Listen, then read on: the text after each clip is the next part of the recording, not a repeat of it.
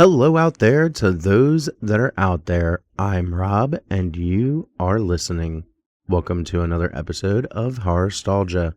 This is my horror nostalgia podcast where every episode I'll be talking about the movies that have shaped my love for the genre. In order to be classified as nostalgic around here, the rules are simple. The film's got to be no less than 20 years old. That's it. Today's episode, The Lost Boys from 1987. We'll start with the trailer in a segment I like to call TLDR visuals. Then I'll get into the soundtrack and score in They're Always Listening. Check out the poster in I Just Wanna Die Zine. And finally break down the film itself with The Butcher's Cut. When I've gone through all of the dissecting, we take it to the last segment of the show, the nail-biting conclusion, where I give the movie its final score and tier listing. How do I do that? Well, every segment, up to 25 killer mic points will be given, and those points will determine the tiers for each one as well as represented by the Morrigan Meter. The tiers are the standard S through D. In the end, every segment gets added together to the final overall score and tier grade. Every episode, every segment, it's all about the tier list. Stick around to see where it lands and what kind of Morgan seal this one earns. From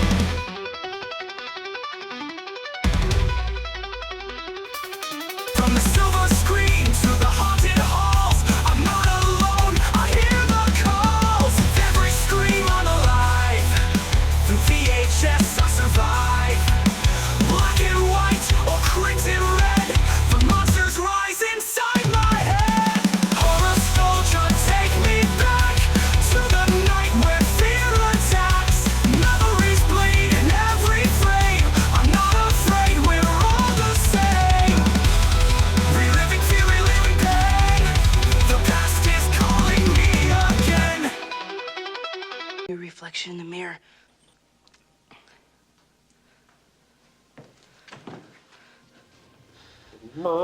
You're creature of the night, Michael. Just like out of a comic book. You're a vampire, Michael. My own brother, a goddamn shit-sucking vampire. Oh, you wait till Mom finds out, buddy. Okay, first up is TLDR visuals. This is where I break down the trailer. This is the tease, the promise of what's to come when you settle in for the film at the theater or the drive-in. I'll grade it using the 5 tenets of Scare-ocity for trailers.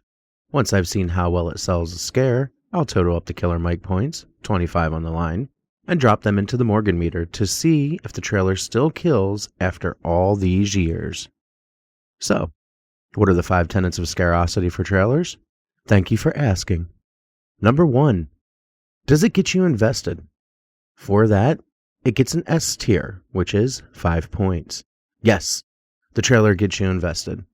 Whether it's the 1987 trailer that I believe didn't necessarily play in theaters, I think it played for home video. I'm not 100% positive, but the trailer that I saw on YouTube looks like it could have been for a home video release. I do, however, the 1987 trailer was a really good cut. I think it was awesome, but I do think the 4K trailer, the 4K release trailer, is much better. We're not grading that one though. We are grading the original one, and it is still getting an S tier or 5 points. Number 2. Do you got the right editor for this? And that is going to be an A, which is going to get it 4 points. I do like the editing for the most part. The trailer, I feel, could have been a little bit shorter. I do think that a little bit of the story got revealed in the editing, and it could be something that would be detrimental for the end. So I really struggled with giving this one an A. I wanted to give it a C, but I went into it thinking it would be the first time watching the movie, and if you saw the trailer beforehand, you wouldn't know that this particular thing that they showed in the trailer would be giving away the movie, but once you saw the trailer, you would be like, holy this is, it gave it away. So, the next one, number 3, is, does the music fit? Well, I give it an S tier because yes, People Are Strange, When You're a Stranger plays, Cry Little Sister plays. Overall, the music is very well chosen for the trailer. It fits the tone of the movie actually is pretty represented in this trailer. So I think that's a good thing. The pacing. I'm going to give that an S tier as well, which is about that. The pacing is very good. Quick edits, sharp. Even in the 1987 trailer, they chose the right things to show you. And I think the cinematography in the trailer that they used really set up the movie nicely as we move forward. And number 5, what's the overall tone? I'm going to give that an A, or 4 points. Well, the tone of the trailer is good, again, as I said previously. It does it doesn't show you a lot of the strong points of the movie. The pacing does, the tone, it shows you better, I think, in the 4K version of the trailer, and that's why I'm giving the 1987 trailer a A, because I do think if you see the 4K trailer, you have a little bit better feeling for what the tone of the movie is going to be. But I do think that you get a good chunk of it with this. So, with that being said, the total segment points, or the Killer Mike points, are going to be 23 for the trailer, and the Morrigan Meter is rating this an S. Yes, first. You don't like rice? Tell me, Michael, how could a billion Chinese people be wrong? Come on.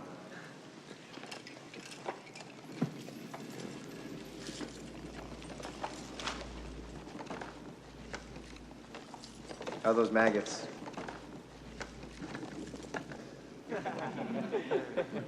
Maggots, Michael. You're eating maggots. How do they taste?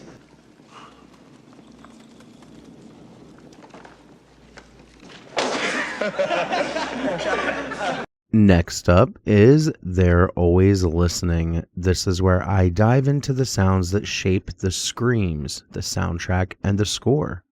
I'll break it down through the 5 tenets of Scare-ocity for music. Once that's done, I'll round up the Killer Mike points, 25 total, and drop them into the Morrigan Meter to see just how loud this one echoes through horror history. What are the 5 tenets of Scare-ocity for soundtracks? Well, here we go. Number 1. Does it linger? I give that an S tier because the soundtrack is absolutely awesome for this film. I mean, very, very incredible.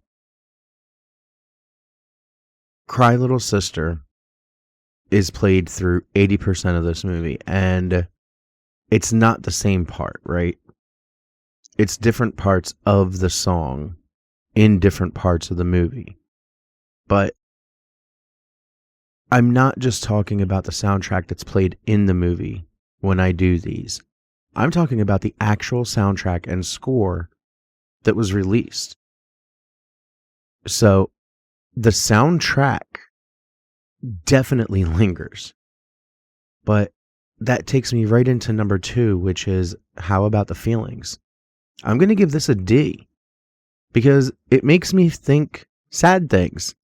And the reason why it makes me think sad things is because even though Cry Little Sister is a great song, there's so many songs involved that didn't get to be heard in the movie. You've got George Time. Good Times performed by INXS. You've got Don't Let the Sun Go Down on Me, which was written by Elton John and performed by Roger Daltrey. You've got People Are Strange, of course, which is written by Jim Morrison and Robbie Krieger as The Doors, performed by Echo and the Bunnymen. Cry Little Sister by Mike Manieri and performed by Gerard McMahon. You've got Power Play, written by B.A. Robertstein and performed by Eddie and the Tide. I Still Believe, performed by Timmy Capello. Beauty Was Her Way, performed by Mummy Calls. Walk This Way, performed by Steven Tyler and Joe Perry. Well, written by Steven Tyler, Joe Perry, performed by Run DMC and Steven Tyler and Joe Perry. Ain't Got No Home, Clarence the Frogman Henry. Groovin', performed by the Rascals. Rocket Man, performed by Elton John. And Crazy Old Soldier, performed by Johnny Cash and Ray Charles. Like, this soundtrack is wonderful, but the feelings that I get about the soundtrack are sad because you don't get to hear any of these incredible songs. And I think it sucks. Number 3, do the pop culture songs chosen match? I give it an S tier because even though you don't get to hear these soundtrack songs, they do match the movie. They match the movie in a very awesome way. I just think it sucks that we can't hear it in the movie. But we can hear Cry Little Sister at least 10 times in 10 different ways. The score. It's always the score. Is number 4. And that's going to get an A because when you didn't hear Cry Little Sister, you did hear the parts of the score. And the score was very well done. So definitely gives it an A. Nothing that stands out too incredible in it, but it's at least A worthy. Number 5, can you listen to the songs from it randomly? I'm going to give that a C, which is 2 points. By the way, A is 4 points for the last one, and number 3 gets S, which is 5 points. 2 gets D, which is 1 point, and 1 gets S, which is 5 points. Back to number 5 here. Can you listen to the songs from it randomly? That gets a C, which is 2 points. Well, you can listen to the songs randomly if you know they exist. If you don't, then you can't. So if you know how good this soundtrack is, then you'll definitely give it more of an S tier, I guess you could say. But if you don't know how good the soundtrack is, it's got to be middle of the road, right? It's unfortunate, but it's true. Kill your brother. You'll feel better. Look, guys, my brother's not a bloodsucker. Look, it says here that if you kill the head vampire, all half vampires will return to normal. Guys, if my brother's a vampire, believe me, he's only half. Does your brother know who that vampire is? No, I don't think so. Then you'll have to kill him. And if you don't, then we will. Now it's time to talk artwork. Here in I Just Wanna Die Design, I'll study the poster and break it down using the 5 tenets of Scare-ocity for art. From there, I'll total up the Killer Mike points, 25 in all, and drop them into the Morrigan Meter to see how much this design bleeds into the film's overall rating. The 5 tenets of Scare-ocity for posters is number 1. Is everything clearly visible? S tier, baby. Everything is clearly visible. The gray, black, and white of all the characters with that little bit of that blue sheen to them. And then that red background. There's no way that this can't be clearly visible. Number 2, do the colors draw me in? S tier again, which is 5 points and 5 points. Of course, the colors draw you in. How could they not? The poster for this is something like Scream from episode 1, but with that big flash of color, like how Drew Barrymore's eyes had the blue. This red background really brings everything to the front. And that's going to go to number 3, which is, are the visuals striking, which is S tier, which is 5 points. Yeah, the visuals are very striking. Every character is clearly defined. Every expression, every mood. You know who these characters are, in my opinion, without even watching the movie. You know this is going to be something fun. This is going to be something interesting. And that also takes me to number 4. Does it tell a story? Which is S tier, another 5 points. Yes, it tells a story. Just by the looks on their faces, you can tell this isn't going to be normal. This isn't your normal fare. There's something else going on here. And I think that is truly an awesome thing. And number 5, how's the font looking? S tier. Come on. That font is too perfect. Just absolutely wonderful. There's nothing bad about this poster at all. It is an amazingly well done, visually striking, absolutely beautiful piece of art. And I really don't like the new art that they're using for it, which is them dangling off the railroad bridge. But it is what it is. I think this original poster art that we're discussing here is absolutely phenomenal. And it evokes such amazing memories when you look at it, in my opinion. Especially of that original, the clamshell DVD cases when they first came out that Warner Brothers liked to use. That was always fun times. It was you I was after all along, Lucy. What? I knew that if I could get Sam and Michael into the family, there's no way you could say no. Where's Michael? It was all going to be so perfect, Lucy. Just like one big happy family. Your boys and my boys. Great. The blood-sucking Brady Bunch. And after watching the film, I go straight for the jugular right here in the butcher's cut. I'm going to grade it using the 5 tenets of Scare-ocity for film, and from there, I'll scare up the killer Mike points, 25 in total, up for grabs as usual, once the dust settles and the points get dropped into the Morrigan Meter one final time. The 5 tenets of Scare-ocity for film are follows. Number 1, how are the practical effects?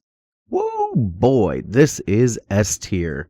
The practical effects in this movie are absolutely wonderful. Now, something definitely caught my eye while watching it. Sorry, I had to clear my throat there. Something definitely caught my eye while watching it back for this podcast. The blood sparkles. If you go to the part of the movie where the Frog Brothers impale, I don't remember which one it was, Bill or Ted from Bill and Ted's Excellent Adventure, and he gets impaled with the wooden spike. That blood's glitter-filled. It is sparkling. Don't know what else to tell you guys, but the practical effects are S. The makeup, just everything, the scenery, the way the vampires looked, the way the blood flowed, the way the houses looked, the way everything was, like, it was just all absolutely wonderfully done. How bad would this film smell in real life is number 2, and that would be S tier, because you've got nothing but undead people roaming around this boardwalk. Probably about 8, 9 of them. And the Frog Brothers talk about how putrid it smells. So the question that I have is, how come people weren't holding their noses throughout the movie when all the vampires did go by? If it was that foul smelling, why wasn't it brought up more in the movie? That's the only part that I don't know, but it's definitely getting an S tier because this movie 100% would stink in real life. Not to mention, nothing looks clean, nothing. It does. Don't get me wrong. There's parts that look clean.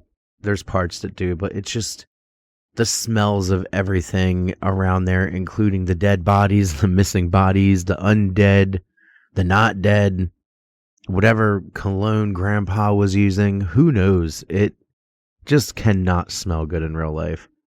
Number 3, how horror was the acting? Well, I give it S tier because, and that's 5 points, which so far it's been getting 5 points for each one. S tier, 5 point, 5 point, and S tier, 5 points. I give it an S, like I said. The acting in this movie is very well done. Twists, turns, everybody plays their part so well. It's just quintessential filmmaking. And it's really crazy that Joel Schumacher went on to direct Batman Forever and Batman and Robin, because when I saw this movie, I had hopes that Batman Forever was going to be just this absolutely very well done, just I couldn't wait to see it. And then I got Batman Forever. But either way, I digress. This is about Lost Boys, which is a far superior film.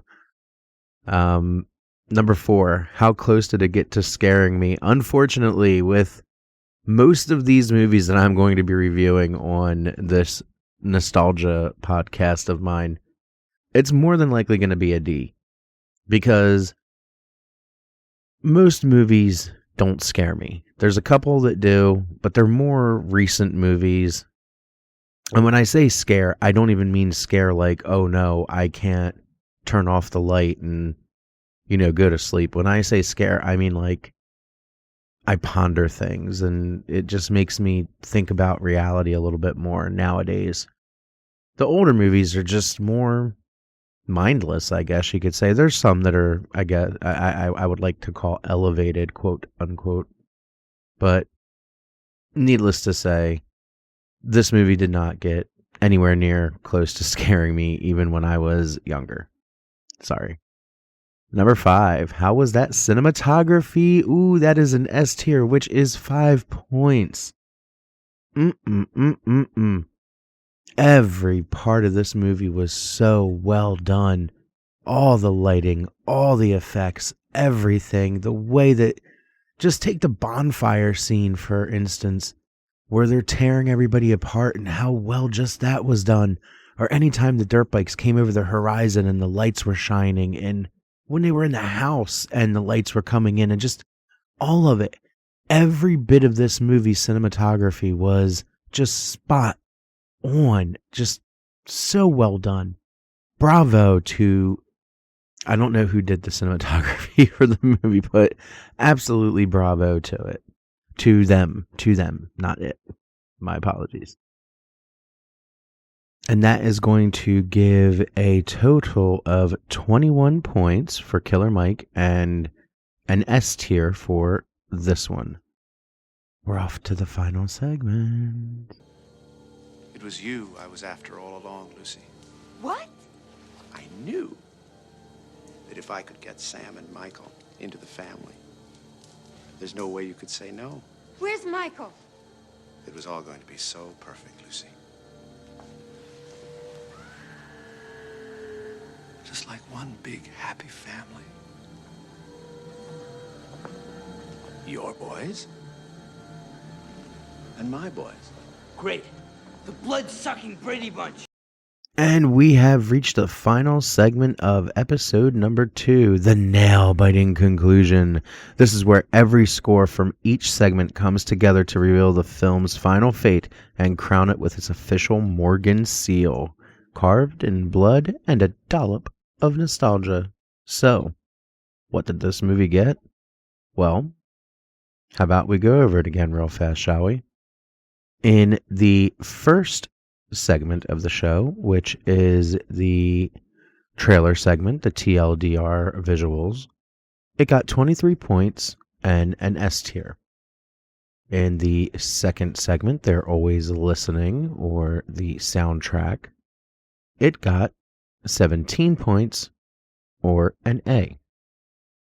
And in the third segment, I Just Want to Die Zine, sorry, or the poster, it got 25 points, which is the maximum, and a S rating.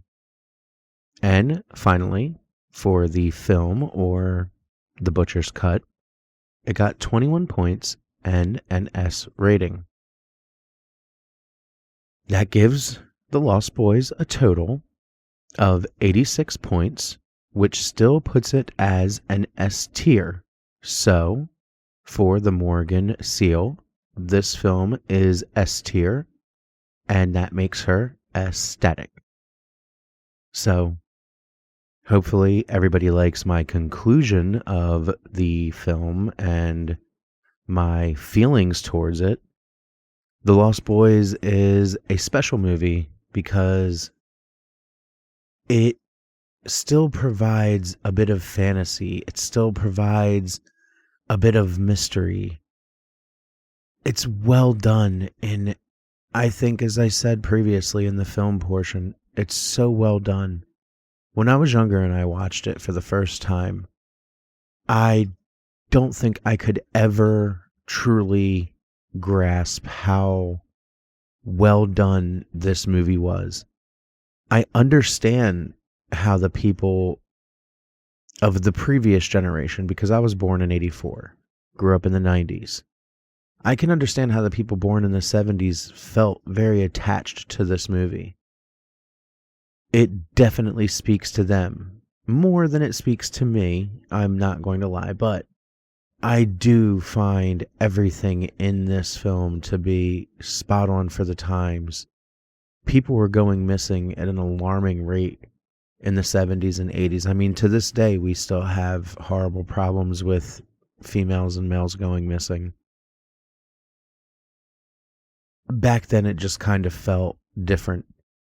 Maybe because it was newer in human history. I don't know. But I will say, this film stands the test of time. It definitely deserves that 86 points in my opinion, and that S tier. So, I still don't really have a leaving for this yet, but I will say that was Horrorstalgia. I'm leaving this in. I'm not editing out. That was Horrorstalgia, and I am still Rob. Thank you for listening, and come back next week where I'll break down A Nightmare on Elm Street 3 Dream Warriors from 1987. Holy crap, another one. And I promise I'm going to get better over time. This is still just the second episode, and I have yet to get used to talking to myself, essentially. So, remember, be here or miss out on the past. See you next time. Dad?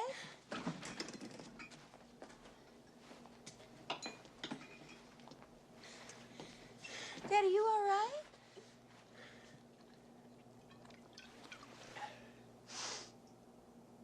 One thing about living in Santa Carla I never could stomach. All the damn vampires.